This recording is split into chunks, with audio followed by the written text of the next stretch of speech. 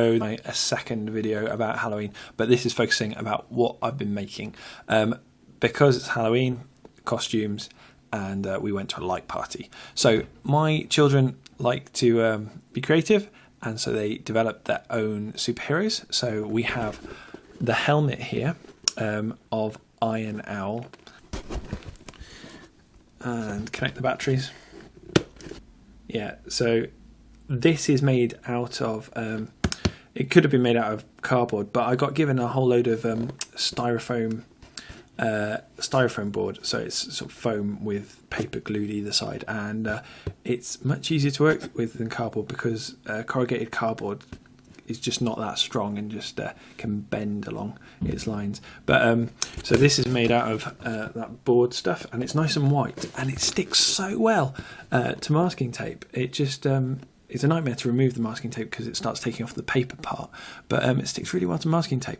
And then once you've used masking tape, you can then use spray paint, and the pound shop has some great colours of spray paint in at the moment, and sort of it took, for the whole costume, it took about two tins, so £2, so that wasn't too bad.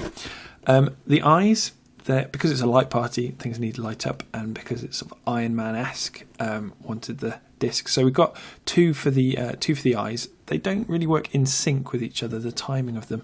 The colours, you may see if I move it back a bit, I'm not sure, but when the colours change, it's out of sync with each other. There's one being red before the other one manages to turn red.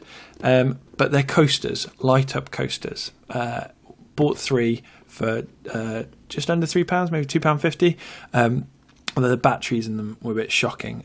Only worked with some, so I've actually wired in just some AA batteries there. To get the right size for the head is sort of template trial and error, and you just need your child to be quite patient. To get eye holes, the kids are quite good at, when you've got something over their head, of pointing where their eye should be, but a little bit of trial and error. Now, this obviously isn't spray painted. This is some sticky back vinyl. Now, the sticky back vinyl shop, the sign shop that I go to get this stuff, they have offcuts, £1 a metre, which is just, it works out a lot cheaper than... works out it is £1 a metre.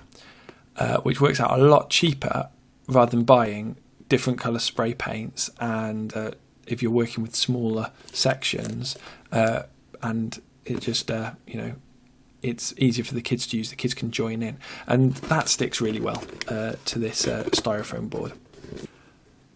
So this bit's the body of the Iron Owl. Again, in the middle, it's got a coaster.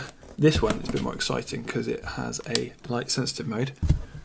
So when I talk, then it lights up. The issue was the party was so loud that we just had to have it in the sort of demo mode where it just flashes around all the time. And then my daughter drew an owl, put it on. We spray painted it. One trick that I use for spray painting is to save a bit of time.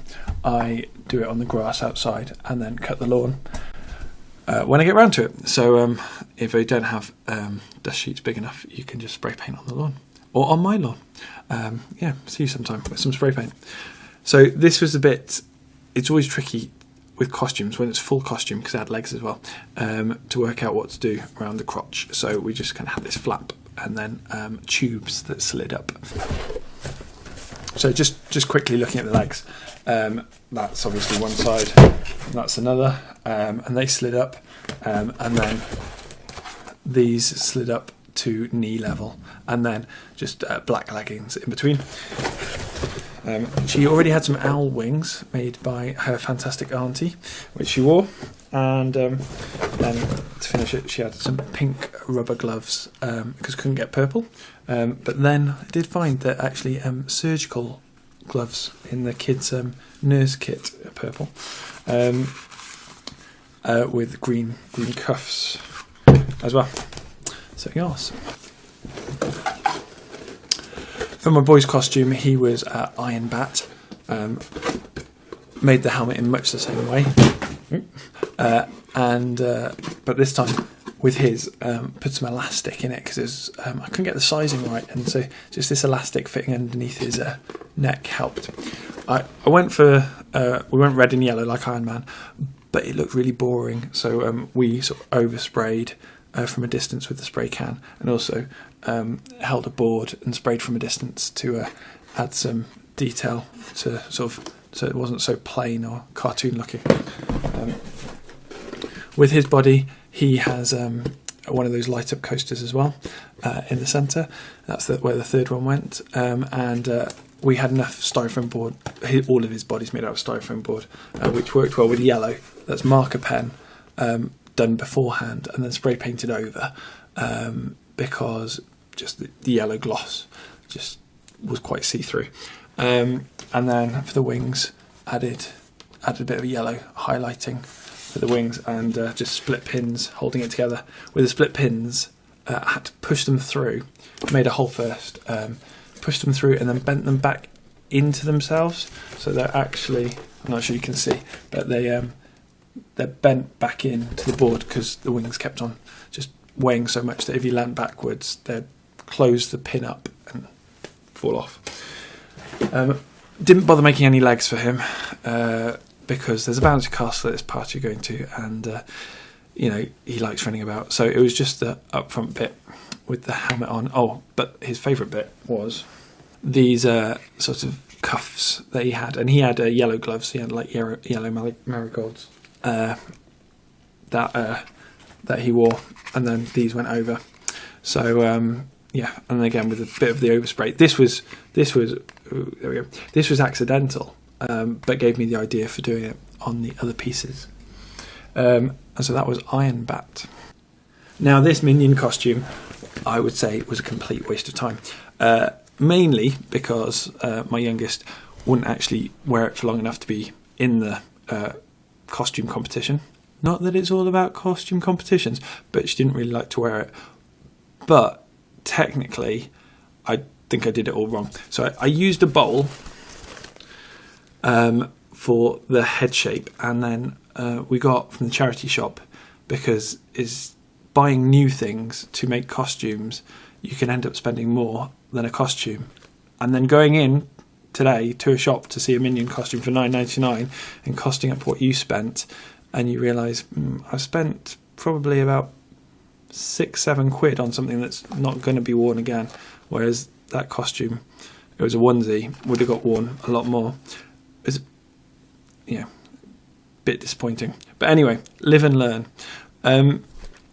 The things held together mainly by safety pins, which you can probably see glistening, and sort of Wilko's equivalent of Yoo-hoo glue for £1 a tube. These are just pots from B&M store, and so I can probably detach them, to be made for the goggles with some gaffer tape around it, and using that coloured vinyl that I had for sticking on for the eyes.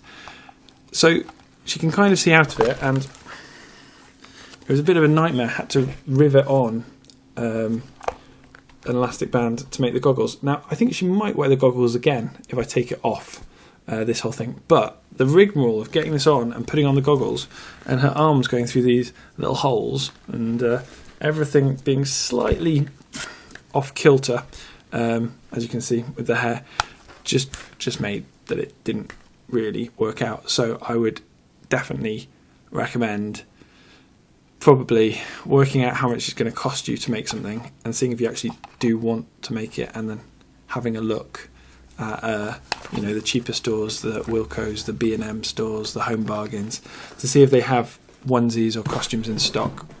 You won't win the kind of most creative award for it, but you won't have wasted sort of 4 hours of your life, if not longer, to make something that's probably going to be in the bin next week. Anyway, hopefully that's been helpful for you to see some things that have been made. Do comment if you want any more information about anything. Bye.